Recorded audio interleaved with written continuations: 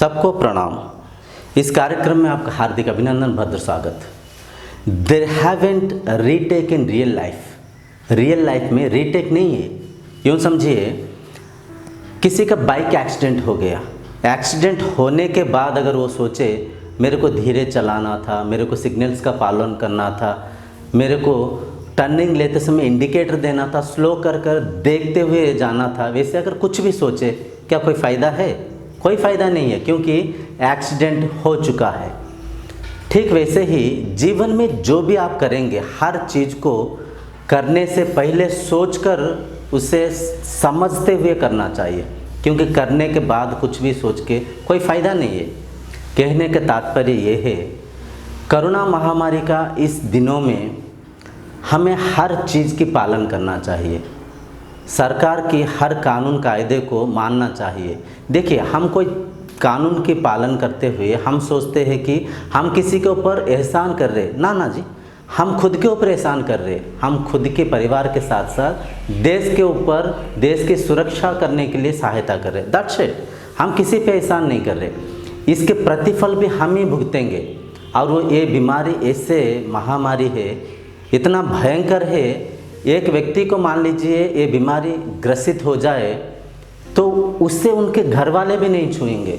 सोच के देखिए, एक बार अगर किसी व्यक्ति को ये बीमारी पकड़ ले, ये बीमारी ग्रसित हो जाए, वो व्यक्ति बस गया, उससे कोई नहीं छूएगा। बाकी और कई बीमारी जब होता है, अमूमन जब एक व्यक्ति बीमार होता है, उसे कोई फ्रूट जूस देता है, कोई थोड़ा सा सिर दबा दिया, कोई कुछ कपड़े चेंज किए, खाने पीने के बारे में कोई कुछ ध्यान रखा, उनके पास बैठे, उनके साथ दुख सुख हुए, कितना प्यार प्रेम से आधा बीमार ऐसे दूर हो जाता है, उनके जो स्नेह को, प्यार को, उनके जो भावनाओं को देखकर। परंतु ये बीमारी ऐसा है, एक बार एक व्यक्ति को ये बीमार लग जाए, उनके आसपास उनके बच्चे भी नहीं आएंगे, उनके परिवार, उनके माँ बाप कोई नहीं आएंगे।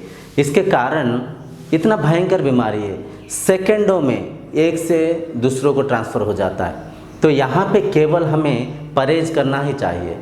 यहाँ पे केवल स्वयं को नियंत्रित करते हुए बीमारी को ना लगने की जितना भी तौर तरीके हैं उसे अपनाना चाहिए।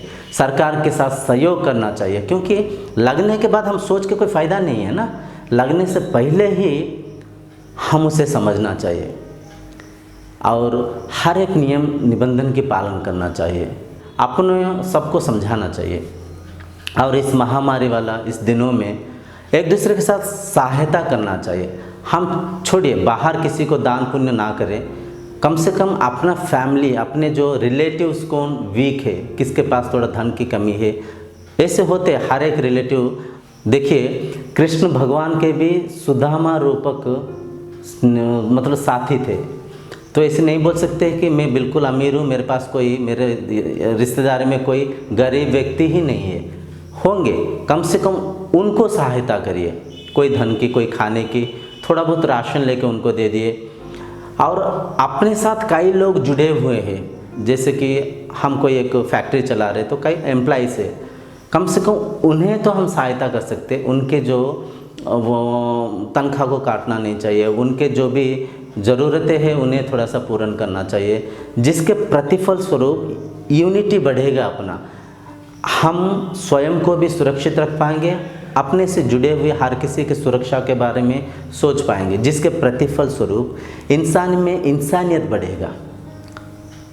इंसानियत रहेगा तभी हम शांति से, आनंद से इस जीवन को बिता पाएंगे। तो यहाँ पे हम हर चीज़ के पालन करना चाहिए।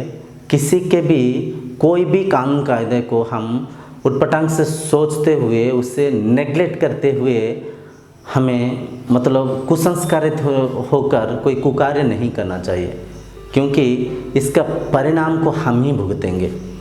तो एक बार वो रोग होने के बाद सोच के कोई फ़ायदा नहीं, उससे पहले ही सोचना चाहिए।